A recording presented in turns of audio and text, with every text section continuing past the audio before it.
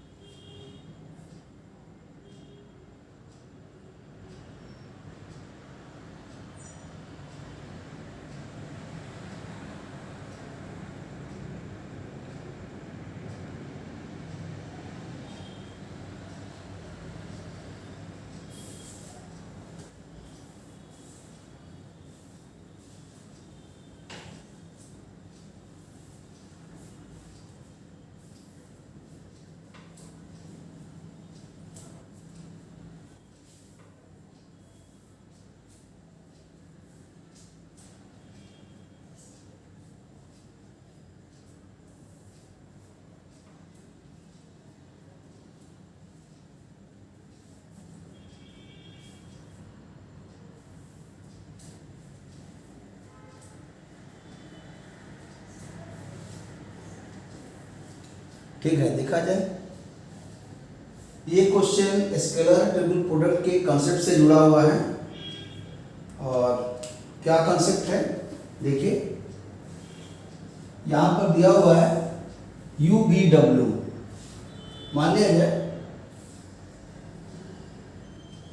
एक सर्किल बना देते हैं, यहाँ यू वेक्टर लिख देते हैं, यहाँ पर भी वेक्टर लिख देते हैं, यहाँ डब्ल्यू वेक्टर्स। मान लीजिए एंटी क्लॉकवाइज में आप मूव कर रहे हैं ऐसे। तो स्केलर ट्रिपल प्रोडक्ट का कॉन्सेप्ट यही है कि यू भी डब्ल्यू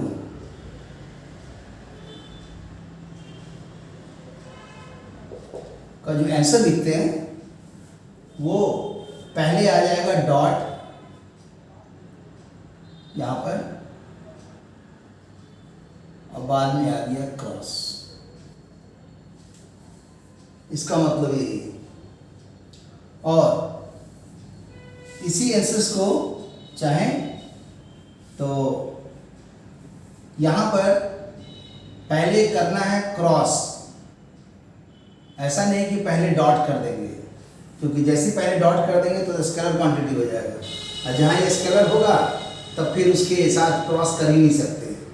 इसलिए यहाँ अंडरस्टूड है कि यहाँ पर नहीं होकर के भी ब्रैकेट होता है। तो यू वी डब्ल्यू का मतलब यही हुआ, पहले डॉट तब क्रॉस। और इसमें भी एक फैसिलिटी है कि आप चाहें तो इसको इंटरचेंज कर सकते हैं। मतलब यू वी डब्ल्यू ऑर्डर वही रहेगा,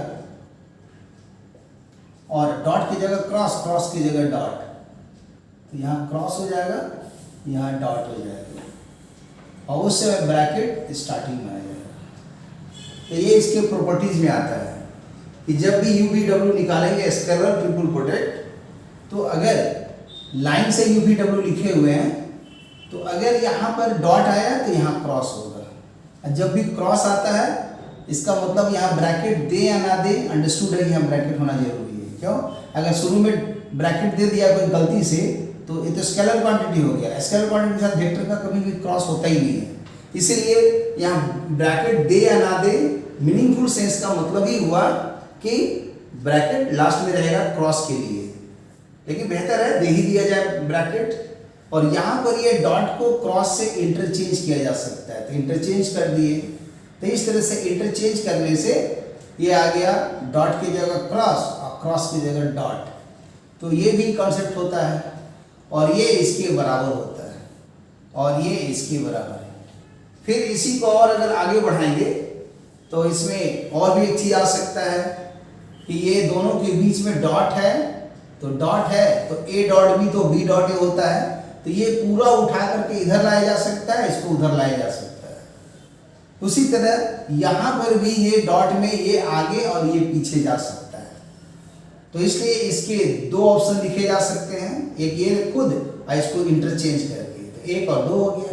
इसको भी अगर चेंज करेंगे तो ये अगर इंटरचेंज करेंगे तो इसका ऐसा हुआ और आगे किसी के एक और आया, तो इसलिए इसका इसका इसका 2 हो गया, इसका 2 हो गया, मैंने 4 चीज इसके बराबर हो गया। और नहीं तो 4 नहीं चाहते हैं, ए डॉट बी को बी डॉट ए ही छोड़ देना चाहते हैं, तो ऐसे ही रखिए, उसको मत लिखिए, मन में सोचिए होता है। उसी तरह ये लिखिए और मत लिखिए। तो ये जो ये दोनों है, दोनों को बदला हम एक ठो लिख रहे हैं, ये दोनों को बदला एक ठो लिख रहे हैं।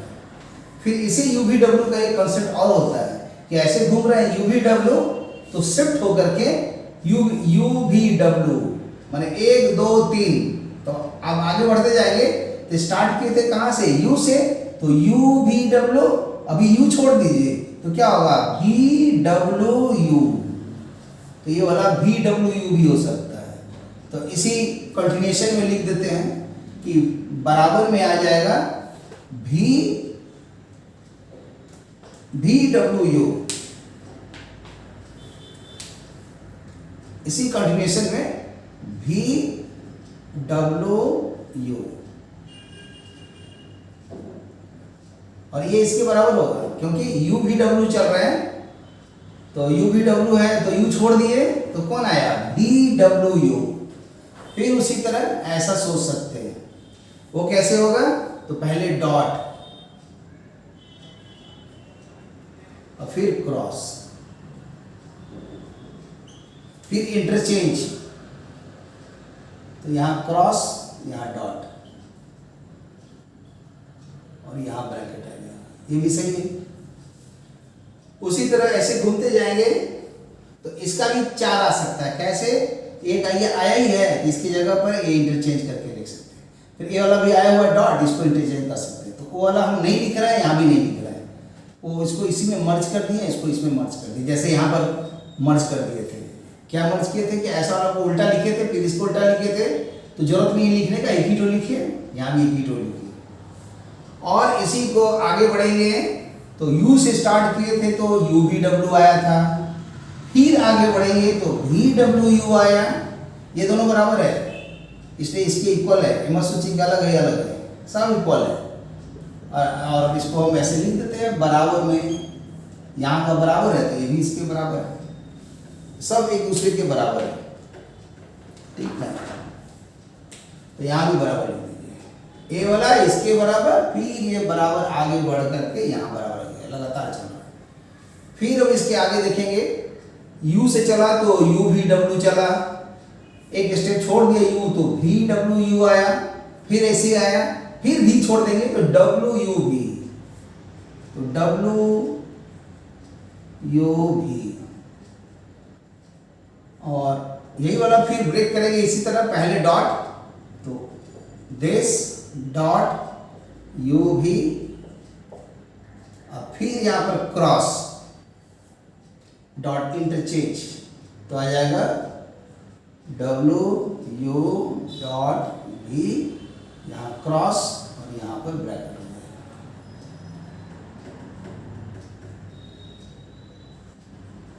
तो इस तरह से ये वाला इसके बराबर लिखे, ए वाला इसके बराबर लिखे, ए वाला इसके बराबर है, सब बराबर है। तो इसीलिए बोल सकते हैं कि कंटिन्यूएशन यहां से स्टार्ट हुआ, यहां गया बराबर, फिर ये बराबर, फिर ये बराबर, और फाइनली ये जितना दिख रहा है 1 2 3 4 5 6 सब बराबर है। तो इसी फॉर्मेट से अब इसमें से हम चेक करेंगे कि कौन इसमें से है जो गड़बड़ कर रहा है, जो मतलब ये ऑप्शन को फुलफिल नहीं कर रहा है।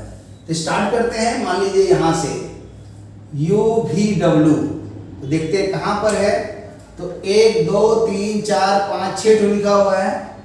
तो यू वी डब्ल्यू, सपोज कीजिए इस एंसर्स को अगर मैं लिख दूं एक तरह से एक कांस्टेंट वैल्यू, कांस्टेंट मतलब यू वी डब्ल्यू को अगर हम एक 3 वेक्टर समझे यू वी डब्ल्यू और पैरेललोपाइड बनाए जो एक ही पॉइंट कॉमन पॉइंट से स्टार्ट हो करके ओ ए ओ बी ओ सी करके ये 3 वेक्टर्स बना, आप पैरेललोपाइड बना, तो सब के जो वॉल्यूम होंगे न्यूमेरिकल वैल्यू सबका बराबर होगा। तो अब जैसे इसमें देखेंगे तो ए वाला आंसर देखा जाए 1 number, 2 number, 3 number, 4 number, 5 number, 6 number. ये जो ए है ये किसके बराबर है? ए। तो ए दिख रहा है हमारे एक्सप्रेशन में यू भी डब्ल्यू, ये देखिए इससे मिल रहा है, तो ये पहला वाला से मिल रहा है, ए वाला।